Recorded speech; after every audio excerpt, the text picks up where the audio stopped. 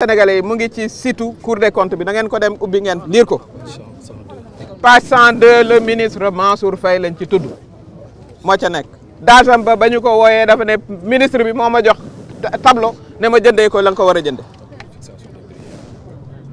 tableau bi nga xam ne mooy fixer des prix kon dañu nekk ci réew moo xam ne ñi nga xam ne ñoo waroon a nëbbatu tubaab naan raser les murs ñoom ñooy woo nit ñi ci tribunal. excuse publique nag moo waxoon ne da nga war a ñëw ci kanamu baar bi daal di baalu moom xam na ne mais ñoom nañu xaar ba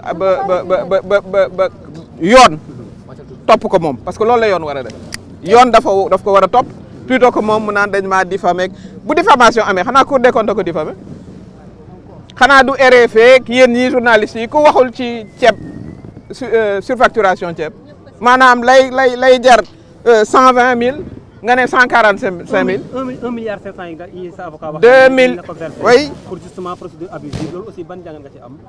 mais parce que doo jël rek parce que yow yaay goro président dafa fàtte ne jamono dafa changé.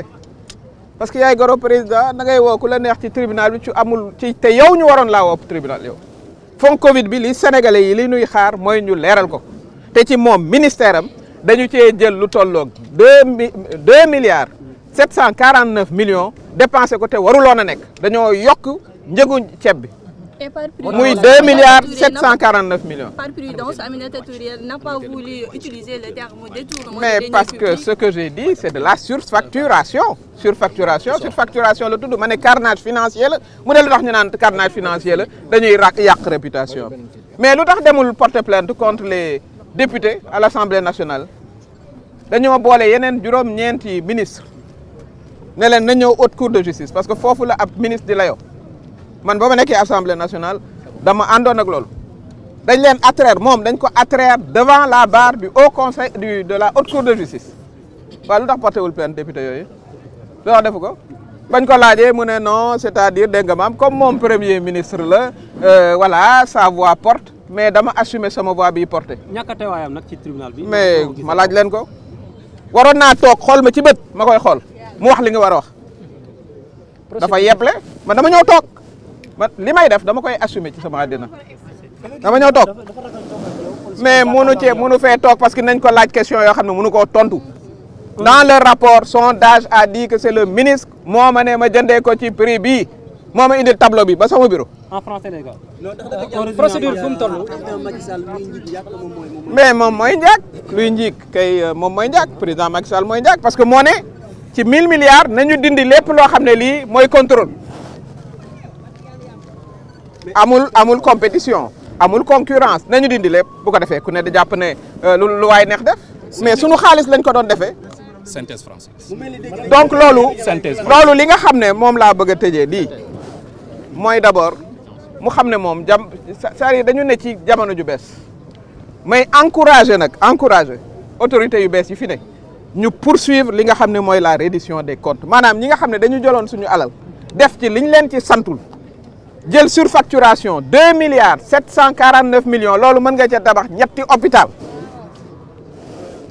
ñooñu ñu indi leen fii à la barre ñoom la seen place nekk fii à la barre du man. Alors, en français, vous êtes resté droit dans vos bottes et vous avez maintenu. milliard bi nga laaj pour lan la. waaw mais sama avocat yi laaj nañ ko parce que quand même suma réputation la loolu rek la ci jublu d'ailleurs sama réputation etc mais li ma wax Cour des comptes moom la wax. moom li ma waroon a def d'abord mooy mu porter plainte député yi nee nañu lever seen immunité parlementaire ñu ñëw parce que la ñu wax amul defu ko mais bu yegsee dinañ ko bokk ak askan wi waaw dana dem ci askan wi voilà ce que j'ai aujourd'hui j'étais au tribunal de Dakar sur plainte de Mansour Faye c'est le monde à l'envers que Mansour Faye porte plainte contre moi pour diffamation puisque j'ai dit qu'il y avait eu un carnage financier autorisé par son beau-frère Macky Sall, puisque c'est lui qui a levé toutes les lois, toutes les contraintes concernant la concurrence des prix, le contrôle, et ça a ouvert la voie à, disons, ce que j'ai qualifié comme carnage financier. Je veux faire savoir aux Sénégalais que le rapport de la Cour des comptes a clairement indiqué, la Cour des comptes, c'est l'organe de contrôle par essence de nos fonds publics. C'est un organe extrêmement sérieux, je les ai cités. ils ont dit qu'il y a 20 milliards qui n'ont rien à voir avec la Covid. Le mot carnage a été au centre du procès. Le mot carnage a été parce qu'ils veulent jouer avec les mots. Mais vous pensez que, et ça c'est dans le rapport, au lieu d'acheter la tonne de riz à l'époque à 120 000, on l'a acheté à 145 000. La Cour des comptes a dit qu'il y a eu une surfacturation de 2 749 millions. 2 749 millions. On joue sur les mots et ils ont demandé que le DAGE soit traduit en justice. Le dossier est là, dehors ici au tribunal. Ce dossier doit être réactivé. Le DAGE lui-même, et ça c'est indiqué dans le rapport de la Cour des comptes, a dit que c'est son ministre Mansour Faye qui est venu avec un tableau des prix et qui lui a dit d'acheter à 145 000. C'est à la page 102 du rapport. Il faut regarder ce rapport. Je vous invite à aller sur le site de la Cour des comptes. Vous aurez le rapport là-bas. Vous demandez un peu plus de 2 milliards. Et il est scandaleux, c'est un véritable scandale que moi j'ai à passer la journée ici, à la barre, pendant que lui, qu'on accuse vraiment de surfacturation, parce qu'on parle du ministre, du ministère, on veut nous faire croire qu'il n'a pas de responsabilité dans ça. Mais l'ordonnateur des dépenses, vous pensez que dans un ministère, un DAGE peut dépenser voilà, 2 740 sans l'aval de son ministre, vous le croyez? Ça ne peut pas exister, ça n'existe dans aucun pays du monde. Et on vous demande de présenter des excuses. Voilà. Mais c'est lui qui doit demander non seulement des excuses, mais il doit être amené au tribunal dans les meilleurs délais pour qu'il s'explique sur ce dossier, en attendant qu'il réponde sur les autres. Vous demandez des réparations. Et mes avocats ont demandé des réparations pour ma 1,5 milliard que je partagerai avec les personnes, voilà, les personnes démunies.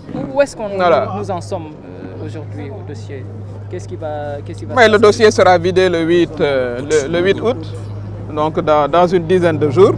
Mais je voudrais ici exprimer toute mon indignation parce que je crois que Mansour Faye ne comprend pas que le régime de son beau-frère est terminé. Lui, il n'est ministre que parce qu'il était le beau-frère de Macky Sall. Ce n'est ni son expérience antécédente. Qu'est-ce qu'il faisait avant Macky Sall? Moi, je peux dire ce que je faisais avant Macky Sall. Je peux le dire. Lui, il n'est pas capable de vous dire qu'est-ce qu'il faisait. Parce qu'il ne faisait rien pour qu'il mérite un poste de ministre. Son pool d'avocats vous a aussi reproché de s'en prendre à la famille du président. Mais c'est la famille du... Moi, je n'ai aucun intérêt particulier pour Mansour Faye. Franchement, je n'ai aucun intérêt. Il n'est pas mon interlocuteur. Lorsque je parlais du fonds Covid, je m'adressais au président Macky Sall, qui a levé toutes les lois de contrôle. Si on avait mis un minimum de contrôle, on n'aurait pas eu ça. On n'en serait pas là. Un minimum de contrôle. Il a enlevé toutes les lois. Donc voilà un peu... voilà. Il n'a pas voulu venir. Il n'a pas osé regarder le tribunal dans les yeux parce qu'on lui aurait posé des questions auxquelles il n'aurait pas pu répondre. Notamment son DAGE qui dit qu'il lui a donné l'ordre avec un tableau d'aller commander ce riz pour un excédent de 2 749 000. C'est un scandale. Nous invitons les nouvelles autorités à poursuivre les investigations dans cette affaire scandaleuse, parce qu'il ne faut pas oublier que près de 5 000 Sénégalais sont morts du Covid, pendant que certains pensaient faire de la surfacturation. Je vous remercie. Ñëpp xam nañu ko mooy vraiment lépp bu fekkee ne gérer nga alal réew mi boo ci paree gestion bi war nga am ce qu'on appelle la réduction des comptes.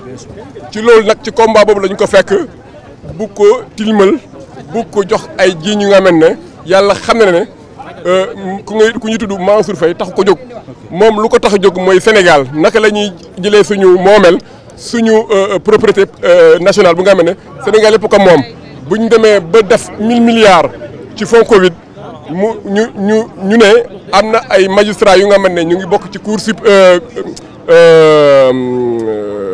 de contrôle comment on appelle ça encore cour des comptes ñu joxe rapport ñu ne ci ñu nga xamante ne ñooy ministre yu nga xam ne dañoo jotee gérer 1000 milliards yi mën na nekk mu am ñu luubal plus de 20 milliards ci réew bu nga xam ne réew ndóol la fii hôpital doyul école doyuñu ci nawet bi dañu xam ne am na ay bënn ci banlieue bi ak ci région yëpp donc bu ñu demee ba gis loolu moom mu nekk actrice de premier plan sur le plan politique bu fekkee ne toog na te waxul ŋaññul ñu nga xamante ne ñoom la jàpp ni que ñoo ko def damay jàpp ni que moom mi Aminata Touré complice la ci carnage bu nga xamante ne moom la foog ne Mansour Faye def na ko ak ñu nga xamante ne ñoom ñoo bokk ci dossier bi. donc tey jii vraiment c'est l'hôpital qui se moque de la charité donc Aminata Touré ñëw na dëggal na ay waxam amul benn virgule bu mu wàññi amul benn point bu mu génne lépp la assumé xam na ne dafa amoon sentiment d'indignation un cri de cœur mu jàpp ni que incha allah le 8 août prochain bu ngeen fi ñëwee jàpp naa ni que ci kattanu yàlla le droit sera dit et que elle sera relaxée. ndax da nga jàpp ne la procédure elle est abusive ba tax ngeen di laaj 1,5 milliard.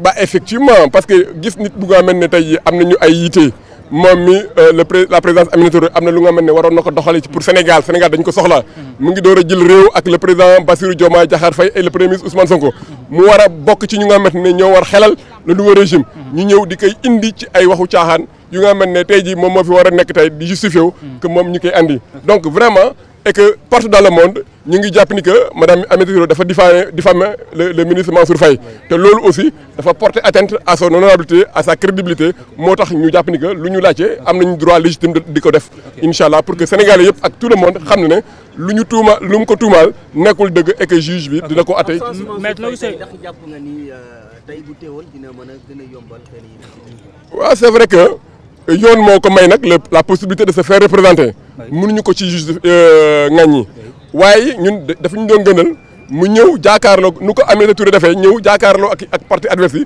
pour que ñu poser ko ay questions dans ses rapports et dans le fonctionnement du ministère auquel il avait la gestion donc mais on n'était pas entièrement satisfait de son absence mais on prend acte de sa décision et les juges jugeront et l'opinion publique sénégalaise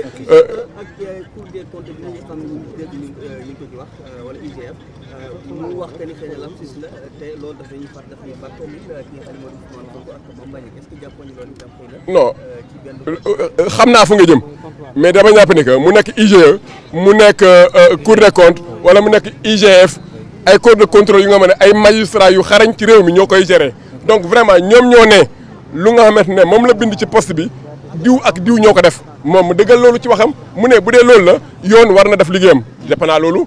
dafa war a nekk une attitude responsable de tout un chacun et d'ailleurs le président Bassirou Diomaye Diakhar Faye nee na dañoo war a protéger ce qu'on peut appeler les alerteurs ñu nga mel ne dañoo xam ni que ci réew mi am voilà ay lanceurs d'alerte ñu ngi xam ni que am na ay luubal ci ministères yi ci direction yi ci corps de ci suñu état bi ñu dénoncé ko non nee na la moom mooy intention bi néew ma la loi bi am na xam naa ne loi bi amagul waaye loolu mooy la nouvelle démarche à faire donc vraiment je pense que madame Touré a été la première à comprendre que fu ñu jëm mooy fii transparence reddition des comptes et pour que Sénégal jëm kanam voilà. la ma nekkoon sa réaction ci biir noo gisoon madame Touré ci biir. non madame Touré xam ngeen ko c'est une femme de défi c'est une femme qui aime se battre elle n'a pas peur de ses opinions elle n'a pas peur de ses idées te loolu la ñu war a encourager surtout ñun ndaw ñi ak jigéen ñi ñu xam ne Sénégal nag Mimi Touré ñëpp xam nañu ko mooy jigéen bu nga xam ne du dellu ginnaaw ci xeex bi donc ngàcca ngaalama Aminata Touré. un résumé en français.